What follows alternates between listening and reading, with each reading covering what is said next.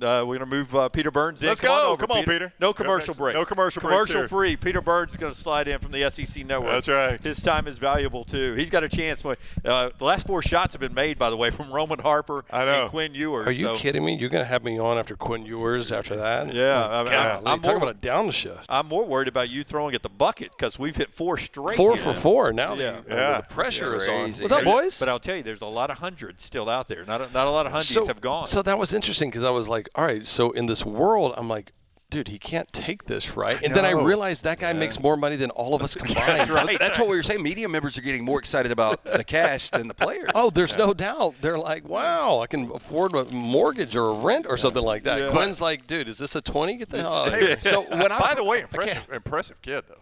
No, he is. I really like him. I had an opportunity. So I was down there for the Texas Spring Game this year. So went out there, hosted for Longhorn Network, and I'm sitting here watching this interesting dynamic because we knew that Sark was only going to play him for, a drive or something like that. He goes out there, he throws an interception to a defensive lineman on the second pass who takes it all the way to the house, right?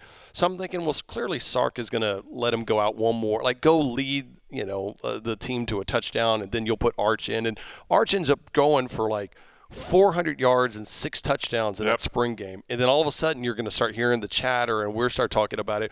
And then I look at Quinn on the sideline because I just want to study the body language, right? Like everybody wanted to get Arch's autograph. You got Quinn flipping yours who's going to end up being a Heisman front runner, right? And Quinn could be like, yeah, that's good. I'm fine. Like, this is my job. Like, it doesn't matter. Iron sharpens iron. I'm like, how is this kid better in life than I am at 45? I mean, LT asked him. He's like, these guys are driving this car and this car. What are you driving? He's like, driving my pickup truck. Yep. That's all I need. Although, that is great. I once had a person, Of course, it is at a Denali. It's probably an $85. Oh, yeah. It ain't cheap. Yeah. So, I remember one of the H-E-B is the big grocery chain in Texas. Okay, they basically have like the monopoly of all the grocery chains. So I knew one of the people that were their family, and they had more money than anybody, right?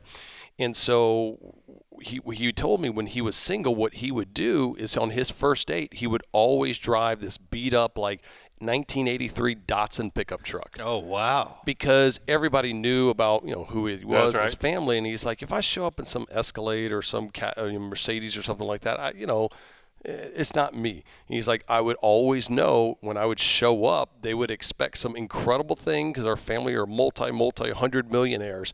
And I'd show up in some beat up truck. Did they like me or did they like the lifestyle? That's right. And I was like, how long did it take him to get a wife?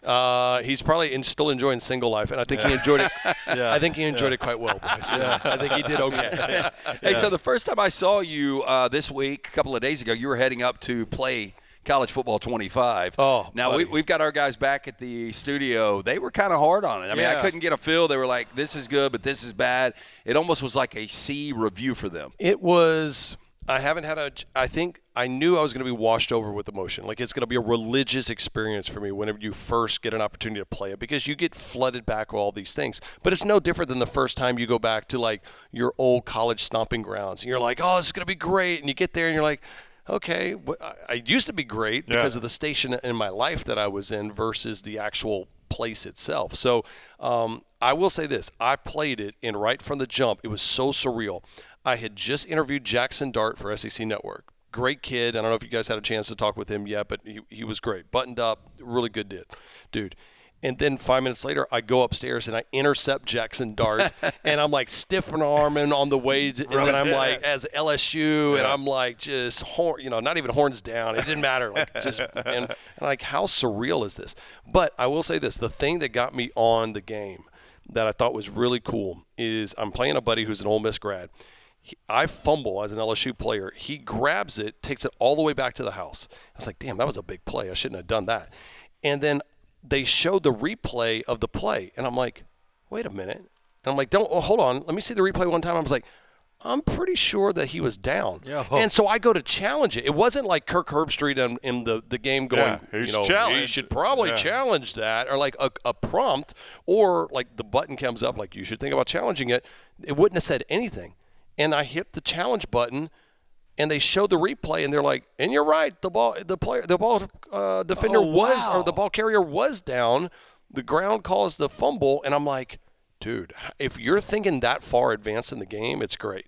But I think you're right. There's going to be some backlash of people being like, do they really love it, or they want to get caught up in the social media world of like, oh my God, it's the greatest thing. And once you start playing it, like I never really enjoyed the playing against somebody. I enjoyed it more as a solo experience of creating a dynasty. That's what I and do. making UTSA Roadrunner football the 3-time national champion, and I'm like redshirting Heisman Award winners, right? Just like outlandish. Like in real life, yes. Yeah. Well, Dylan Gabriel, the Heisman favorite, did get shipped away. I mean, it can happen. You know, I'm going to put FSU over there, and I'll probably put them in the WAC or something like that. But what do you think of that? By the way, that Oklahoma comes to the league.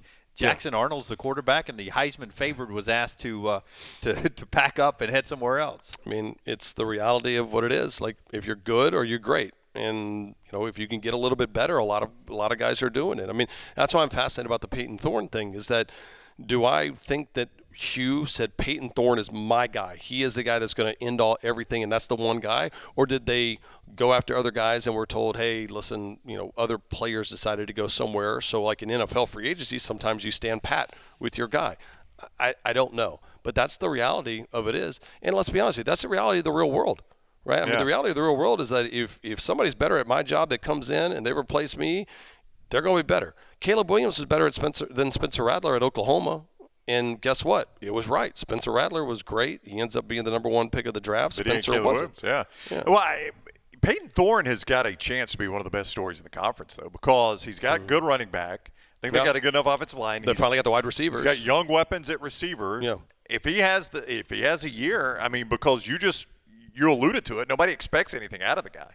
No, and I think those are some. It's kind of like a story of Cody Schrader at Missouri last year, the running back. Everybody's like, oh yeah, but I mean, they get this kid Cody Schrader, whatever, and we're like, oh wait a minute, he's good. No, he's better than good. He's great. And so, yeah, I mean, Bo Nix was one of those guys. Talking about Auburn quarterbacks, he was left for dead at Auburn, and they're like, all right, we're going to go to Oregon. Well, guess what?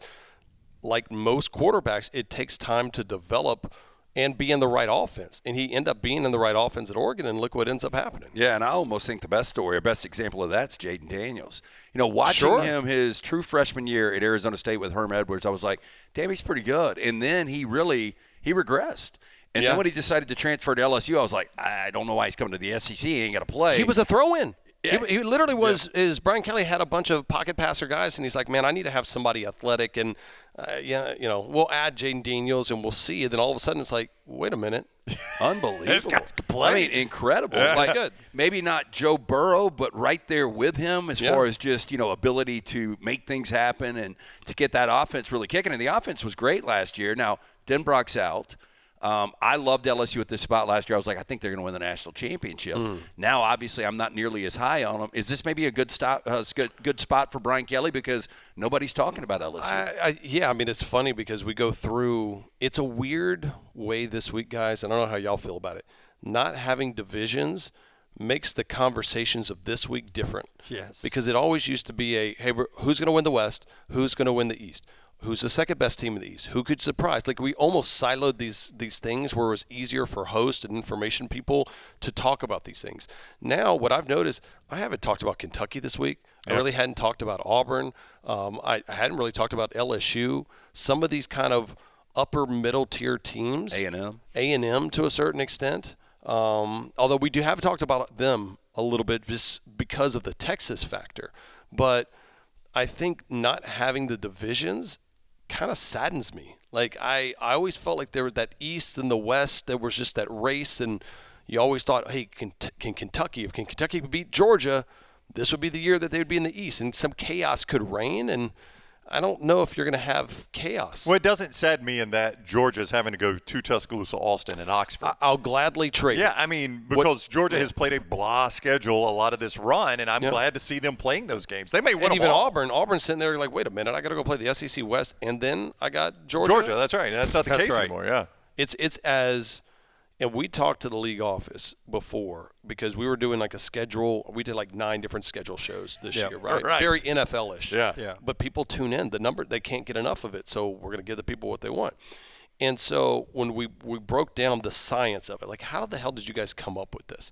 And they said, we worked through all these things, and he's like, It was a factor of how good they were over the course of a decade or something like that, and who they've played before and whatnot. Because this is the most equal and fairest scheduling that we've probably had in 20 years. Like, not because they were trying to screw people in the past, but because of the balance of power maybe in the West and how good some of those teams were 5 years ago, or Georgia becoming a behemoth over in the East. Some of this stuff was just, imbalanced, and I think now it's probably as balanced. You're going to have some years where an Ole Miss or Missouri probably has a little bit better of a schedule, but still, it's much better. And people are saying, oh, well, maybe we go to 9 conference games. I don't think we go to 9 conference games anytime soon. In fact, if I think we change, I think you skip 9 and go straight to 10. Oh, wow. That's interesting. Peter Burns, more questions with him. Let me tell the folks about Way to Wellness. Planforme.com is the website. No cookie-cutter plan. Everything's designed for you. The program's overseen by board-certified professionals, Leslie and her team there. There's no contract, no sign-up fees, and your first consultation is absolutely free. The website is planforme.com. Not just weight loss, cholesterol numbers, blood pressure. They'll help you with all of that. Way to Wellness, your journey to healthy living. I don't mind 10 SEC games. Peter Burns with us from the SEC Network. I don't mind, but I would hate. I guess in this environment, college football, though, schools are still going to schedule hard. So if you had 10 conference games, I could still see Texas going to Michigan, Alabama going to Wisconsin. Yeah, instead of playing, 4 non-conference games where you've got a Michigan and you got 3 other Northwestern states or whatnot. Okay, you could still have your one Michigan, and then you might have one kind of quote unquote my homecoming. Your homecoming game. That's right. And I think that's fair. I mean, I don't think we're out of the realm of possibility. I would rather that than go all conference games. I mean, I talked to Trev Alberts, the A&M athletic director, when he first took over, and I said, what does this sport look like in 10 years? And he goes, in 10 years, we may not be subsidizing Chattanooga football or McNeese State. 10 years from now, we might just say, because of the way the changing landscape, why are we going to give anybody that money when we're the ones creating it right now? And, yeah, it might mean an extra loss. Well, that's fine. Well, make the playoff system bigger, so like the NFL does, to where an extra loss doesn't bother you whatsoever. Yeah, as a Jack State fan, I went to Jack State, you went to UTSA. That's tough. That's going to be tough on those programs. And I will say this: there's Commissioner Sankey outside of our footprint has people are saying, oh, you're killing the game with Texas and Oklahoma, right? And or the Big Ten and doing all this expansion. At the same point, I will say this about Sankey, because of his background in the Southland Conference and his background with the NCAA, I don't think he wants to be the person that has the quote-unquote blood on his hands of college football coast to coast only becoming a 2-conference thing. Yeah. And now I don't think at some point he's going to get rid of any opportunities that come in front of him. But I thought Kevin Warren was not a good dude, at the Big Ten, because I thought that he was going to do bloodthirsty whatever he wanted. I mean, even his television deals, if I'm not mistaken, he got people to agree to things that weren't even actually agreeable. But they're like, well, I got you a bunch of money. What are you going to do about it now? Right. I don't feel that way about Sankey, because I do feel like he is a historian of the game and appreciates what he wants his image to be. And if your image is the person who made college football, the AFC and the NFC and now NFL, I don't think you want that, especially because, the way he got the conference and really all of college football through COVID, the way of conference expansion and whatnot, I think everybody kind of looks at him as the gold standard when it comes to college athletics right now. When Missouri hired Eli Drinkwitz, nobody had him going over 4.5 years. There's just no way. I don't know if Eli had him. Yeah, and Burns, you saw Eli had 1 year in Appalachian State. A lot of people were like, he doesn't deserve an SEC job. Yeah. And even in that first year, 5-5 was strong, and that 10-game schedule. Beat LSU, remember? Yeah. Yeah, and they played Alabama as tight as anybody did in the regular season. Then 6 wins, and then he bounces up. The win total last year was 6.5. They fly over that. They win 11 games. The question to you is, you've spent some time with him. If Eli Drinkwitz has another season like that, if he was to win 10 games and get to a college football playoff, what do you think the normal fan thinks of Eli? Is he going to be a really hated guy or a really loved guy? It's a great question, because with Drink today or yesterday when he was on set, it's a different Drink than I've ever seen. And normally Eli was I wouldn't say class clown, but he's always the, hey, look at me, and kind of cracking a joke and, giving somebody some hell and, oh, Dennis Dodd, I'm on your coach's list, right? Or one year he like I said hello to him, and he's like, hey, I saw Peter Burns and Alyssa Lang, and he's trying to be nice to us, whatever. And Pete Thamel had tweeted, well, Drink did everything and shouting out the B team of the network and stuff like that. Wow. Which, Pete and I are cool now, but now, but I had some words with him then. Yeah. But he was trying to do everything to acclimate himself and kind of be funky and quirky. Yesterday there was a different Drink that I've ever seen, and it was almost like he was like in a tranquilizer, like Tiger used to be in his press conference. The course looks good, the swing looks good. I like my chances, and came here to win the ball in the fairway. Yeah. I came here to win. Blah, blah, right? Yeah. That was Drink, and I'm like, I know that's not Drink.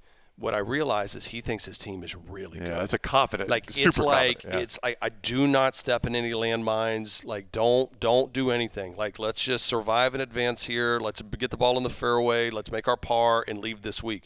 And those are the inside nuggets that you actually get at media days.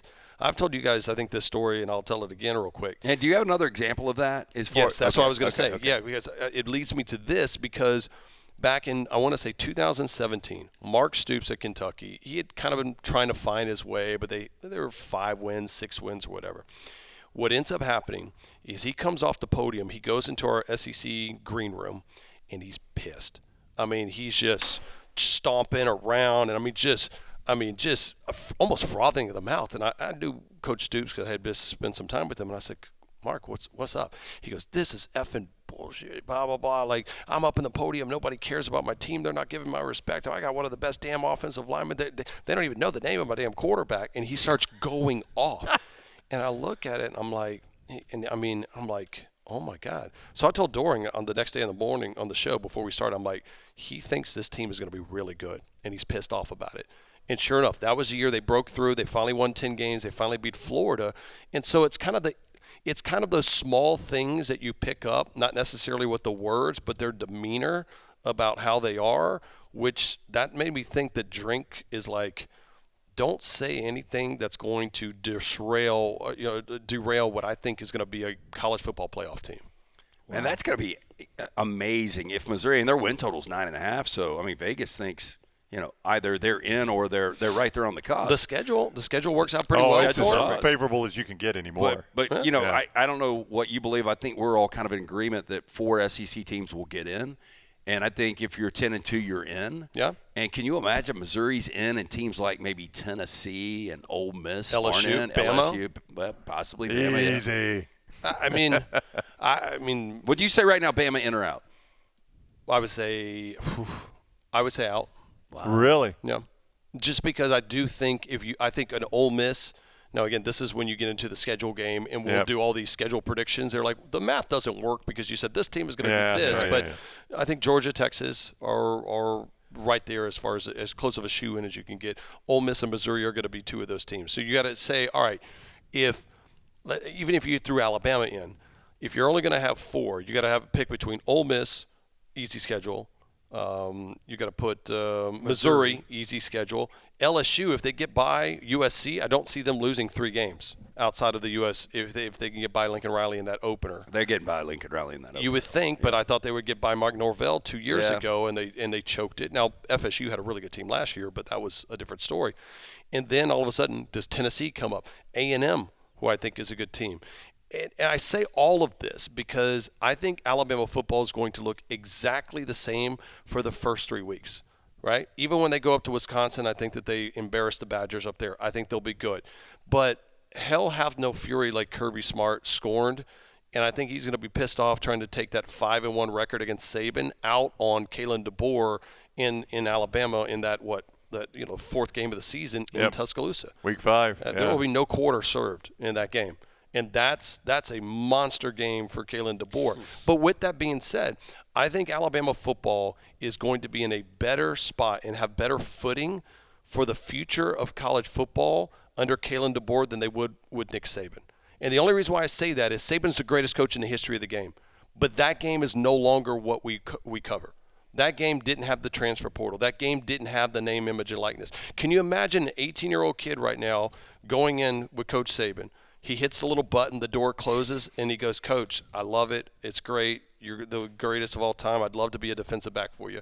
You're going to need to pitch in about an extra $60,000 right now. That's right. Yeah. Like, if not, we got to bounce. That's right. Yeah. That ain't going to play. No. Yeah, $60,000's nothing. $600,000 is what those conversations Man, I did are hear like. some numbers earlier this week. Yeah. I'm sure you hear them too. With some of these transfer guys leaving different SEC programs and coming in and what they were demanding, it is outrageous. Why not? Yeah. I mean, when you can be a free agent every single year. In Yep. the NFL right now, you have contracts. That's right. If not, if you are a good player, no matter how much you love your team, if you have a quote-unquote agent and they're not telling you to put your name in the transfer portal when there's no penalty for it, you are not doing the best job that you can for your client. And you're, as an agent, your client is your number one thing. You don't care about Alabama. You don't care about Georgia. You don't care about LSU. You care about Ryan Brown, the 5-star punter. Sorry. With this gut. Yeah, well, okay, maybe 3-star. I'm trying to get him the most amount of money. And you know what I do? Every single year, I'm in the transfer portal. Yep. Every single year. Why would you not reset the market? Even in our business, when it was a contract year, we had that window. It was always good to have a suitor out That's there right. that wanted us. Play A versus B every It time. bounced our price up. Nobody wants me, so I mean, that's why SEC Network gets a please. discount. No, we're They about to just- give you some gifts. They just think you're locked in forever. You're that good. Why would you want to do any? I talk about that all the time. I got a chance to do Get Up last week in New Yeah, I York saw you. City. Yeah, it was cool. Which was a blast, and they would talk to me about doing some Sports Center stuff and some other things. And I was all I want to do is this. And you've gotten in your this is new where the juice, this is where the passion is. in your new contract. You've done a lot of golf too, which you Yeah. got a huge passion for that. And that's why I know people bash ESPN for a bevy of different things. But I was like, if you realize how much we love, college football and just SEC sports at the SEC Network, it's there. And then we get to touch golf, and we get to touch all these great other ancillary events. I'm like, who else can offer me those opportunities? Like, Yep. you can't. And so I'm very lucky and very blessed to say the least. You can tell you got a new contract too. Because, Well, unless I win the $100 thing. we'll see. We'll see. Hey, this is This is the first one. You this draw is the this first one. layer of prizes. This is Quinn Ewers. Okay, hold on. Well, no, I was going to say I can't open the other one because I was going to open one and so you're like, I bet that was the one that had it. Quinn Ewers guy. He was Phil Cardish. These a are card. gift cards. Okay, Quinn these are Ewers gift was cards. pumped about the Bass Pro Shop gift card. course, See yeah. how Hey, do you excited drink he got? coffee too? I love coffee. Okay, Absolutely. we got next round coffee for you. Hell yeah, I'm in. Yeah. By the way, my favorite shirt that I wear is the Let them have the rest. Y'all can have the rest. Y'all can have the rest. I think soft. I get the material is incredible, and I get more people when I wear that shirt. I wear it everywhere. It's my favorite shirt. More people that come up to me and like ask me where did I get that shirt, and they absolutely love it because it is so perfect. I have all the state outlines Yep. on it. Yep. It's I think the, I've worn it enough. I need more. Ryan Brown design, by the way. Well, I did. Bass Pro, baby. Bass Pro. We're Let's go. burning through those. Hell yeah. That doesn't seem like a fit for you, but yeah. Wait, what is that? What are you trying to say? that's Am I- not a shot. By the way, as he walks over to the You can leave your headset on. to the Oh, yeah. gaming area, our friends at Who Is Coffee curated the Next Round blend. Media Days 24. When you go to Next Round Store, Media Days 24, get 24% off your entire order. Get your coffee today and that T-shirt that Peter's talking about. Nextround.store. You can hug it up about 3 more feet. Yeah, go to that line. Because I got to be honest with you, I think there's been a rearranging of the bucket situation because I feel like Quinn had them all put together more. we need to tighten and the rack. I think you need to tighten the rack. Okay. here. Well, I will tell you, we're missing 2 envelopes. We also Okay, did wait, reload. fix that. Like, we got to reload. Yeah. I'm not going to put this on camera. I unless got- can hold I on got- to it I and got win you, a couple Okay, bucks. Brown's going to run over there. this is great. While he's running over there, let me look ahead at something I can Yeah, do. by the way, when Uh, you're Storm. Oh, go ahead. Go ahead. 4 straight buckets we've hit now, right? Yeah, 4 in a row. 2 from Roman, 2 from Quinn. That's always like Tom Hart saying, this guy has hit 18 straight free throws. What happened? Storm Restoration Roofing, that's owned by our friend Greg from Pell City, 20 years locally owned, A+ rated with the Better Business Bureau, trusted by insurance agents, free no-cost roof inspection. He can handle storm repairs, roof replacement, A+ rated, as I said, great guy. The phone number is 205-542-3531, 205-542-3531, or just Greg from Pell City on Facebook LT. I do think Peter is going to hit 1 or 2. Okay. Now, are you going under or over? No, I think we got to go over here. Oh, my God. wow. That was just disgusting. Pressure. Oh, hit the rim, man. Now I got to tell my family. It I was know. on national television. Go home and tell the kids. Dad failed your kids. I had already spent that money. Yeah. Oh, man. Good. How did this really kill the vibe? It did. This Yeah. really killed the vibe. Such a fun visit It's till because then. it's because we knew you've recently gone to Disney, and we as parents we know how hefty Disney can be. So, By the way, that was the first time I'd done the Disney cruise. Yeah. And I've never been a cruise person. I'm like, I would rather just anything other than a cruise. It was awesome. Yep. My 6-year-old and 4-year-old loved it, and people had told me like, hey, the Disney cruise is different than a normal cruise, and my kids like. They had this kids club thing. It was incredible. Yep. I've heard good things about it. We did that one too. We went on my first cruise was not a Disney cruise with my wife. Then we took the kids. Yeah. After Disney, with the characters walking around by the pool and the legit. dining area. It was so much fun. So much fun. Did you go to the All-Star game last night? I did, yeah. Yeah, I thought I saw you tweet something from that. How was that overall? It was a bucket list, right? Like you want to go and you see it, and I honestly I wanted to see Skeens pitch. Yeah. Right? And you gotta so do it. Hey, I had the National League. I wish they would have left him in. I mean, trust me, because it was funny. I was pulling against Skeens. He got the first 2 out, and I'm like, I don't want to see him go 3 of 3 down. Because you wanted to see Judge. I wanted to see Aaron Judge.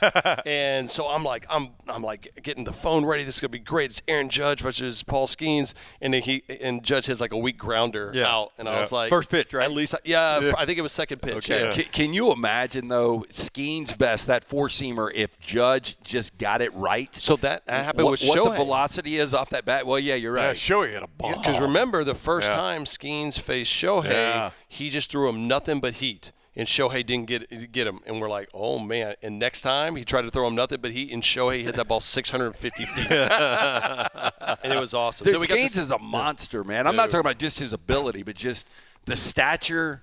And I really believe if he stays healthy, which is a big if, man, he's going to be one of the best. Is it, you hope it's not a Strasburg or Kerry Wood situation, but and he's a good dude. It was funny because we were with Billy Lucci, our boy, and we're kind of walking around and stuff like that, and all of a sudden I see Livy Dunn. So I go over, and I've interviewed her a couple of times and stuff, and so I said, hey, congratulations on the national championship, and of course she's dating Paul Skeens. That's right. And she's like, oh, and we see her dad, and Mr. Dunn. So I introduced myself to him, and I was like, how is that? Like, your daughter dating Paul? Are you an LSU fan? And he's like, he could not be more of just a good dude. Good. And Livy, the thing about Livy, everybody sees this Viore thing and the Instagram thing. Livy's just kind of a quiet, quiet college girl. Yeah. Like, I think everybody thinks this persona that she has, and she's doing all this Instagramming, influencing, and these funny videos. There's a very Lane Kiffin type deal about Livy, to where she plays one role online, but then in real life she's kind of more of a Not as comfortable, maybe more I wouldn't even say. I think more introverted is the word. Like, if we were all in a party, Livy's not going to be the person that's commanding all of the attention. Now, the attention will be commanded on her for different reasons, but she is the more kind of, I wouldn't say not the beta person, but more kind of just the introverted, kind of be the wallflower and hang out. So it's a very interesting dynamic to see how huge of a star. And I think that's why, as we go full TMZ here, I think that's why Skeens and Livy get along really well, because both of them have this bigger-than-life persona, but they're also kind of just quiet, normal people. And I think it's hard when you live in this superstar lifestyle to have somebody that you're like, we don't really need to do this. Like, this doesn't drive me. Let's go grab some pizza and watch a movie and hang out. How were you not at the white party on that LSU picture? Trust me, mean, that picture is it's classic. Huh? It's a different world, man. It's a different world. I mean, Burrow now doing the fashion stuff, and I keep telling us for the SEC Network we need to do, like, Angel Reese and the WNBA players, all those other people now do like the showing up to the when studio they walk in, and stuff like that. I was like, I want Dari Noka to just walk through the studio. I mean, LSU does have major iconic figures right now that are active, but nobody will ever overtake Shaq, right? I don't know, man. I mean, just Shaq was. I mean, can you imagine Shaq in this world? Crazy! Image and likeness, and that great personality. And he's not upset hawking any kind of actual the general. He's got 9,000 Gold bond. But I've got some friends that work in the marketing industry, and to his credit, while he does a lot of deals, everybody tells me that he's fantastic to work with, and when he's on site and doing stuff like that, whoever wants to meet him, however they can help, he's over and beyond. And so I think Shaq is also understood about where he is in the world and understands that he can help a lot of people, and that's kind of cool to see. Oh yeah, when we're around people that sometimes aren't that way. Yep. So. Man, great time with Can Peter I practice Burns. one time before I go? Because I'm Sure. upset. You do whatever you want. Dunaway Dunaway will read another commercial. Read another commercial. Where's so the, upset did about the balls this go whole back? situation. Can we feed him the balls first? Yeah. Balls No, I are got there. him. Yeah. You got to Okay, do he's it. got Right. it. All right. Dr. B bringing you this part of the show, LT, while Peter Burns will shoot here. He's in a practice couple. Oh, Dang you it, missed. in the middle. 0 for 3. Let's see how far. Actually, how many can I miss? Now, this Okay. is actually going to be the Okay, so thing. you're shooting till you make one? yeah. Okay. Okay, we're Okay, still Okay, not there. 0 for 4. Could be That's here right. a while. You only Yeah. got one ball? Easy. Well, the other one right. got stuck in the middle. Builds up the momentum. I'm John Crucking it. That's okay. Yeah, one ball. I got it. I got it. Yeah, Got yeah, it. yeah. 1 for 5. Finally. Mendoza line. Yeah. Hey, our man Dr. B helping me and Brown try to grow that hair back. We do that non-invasive treatment 3 times a week, 30 minutes each time on the couch. T3hair.net for more information. For more than 20 years, women and men have turned to Dr. B for a range of cosmetic and reconstructive procedures. He will use that experience, his advanced training, and genetic testing to help his patients fully understand the procedures they are considering. Call Dr. B and that great staff today, 205-319-0316. Schedule the consultation. Tell them the next round sent you. For more information, T3hair.net. You guys know that we're very close-knit family, our company here. We love a lot of our regular guests, and we love Peter Burns, man. We love you, man. Thank you, boys. Seriously, this is always fun because it feels like when we're expanded. We've talked about this for years. Like you guys, I love to come in here and just listen to your guys' stuff because it just feels real. Like stuff up there, we're doing 6-minute interviews, and you got to go and you ask 2 questions and stuff like that. Like, I mean, I brought up a John Kruk Uninutter story. I mean, like, who? Hey, you know what's funny? Give the people what they want. Tell him. Well, yeah, so Jared Ivey came in, and literally right when he sat, his 2 handlers were like, we got Let's to wrap go. it up. He just sat One down. question. And I was like, these ball busters. Yeah, he called his handlers ball busters. And I get it because I'm on the opposite side of it. Yeah. Because what happens is I might have that guy for my television show, and he might be 2 minutes late, 2 minutes That's late, right. 2 minutes It late. just stacks Because up. I'd always hate to be on that side. I'd be like, dude, I got Emmett Smith coming on my show, and he's hawking whatever it was. You know? That is like the ultimate battlefield. I noticed this, and I don't know if you guys did, but when yours came down, I thought it was going to be a quick thing too. Nope. Yeah. I think his guy was relaxing. He's like, damn, we are out of all that clutter. That's right. It's air conditioned. And we can chill down here for a little bit. I can get my thoughts together, check my phone and everything. And so they let him stay for 10, 15 I know. minutes. That's rare because I normally know. those guys, it's that because everybody else will come up and be like, hey, after this, can I get Quinn? You don't want to be an a-hole. Like my favorite thing is like people will come up to me. They're like, hey, can we book you for something like that? They're like, I went through ESPN PR and they were like, they couldn't get you in. I'm like, if somebody at ESPN PR can't book Peter Burns, I was like, that's them being very kind to me because I'm like, I'm the most bookable guest ever. Thanks, boys. I appreciate Good it. to see you as always, We're buddy. back in a moment. MyBookie bringing you our coverage here. MyBookie.ag, promo code next round. This is TNR at SEC Media Days.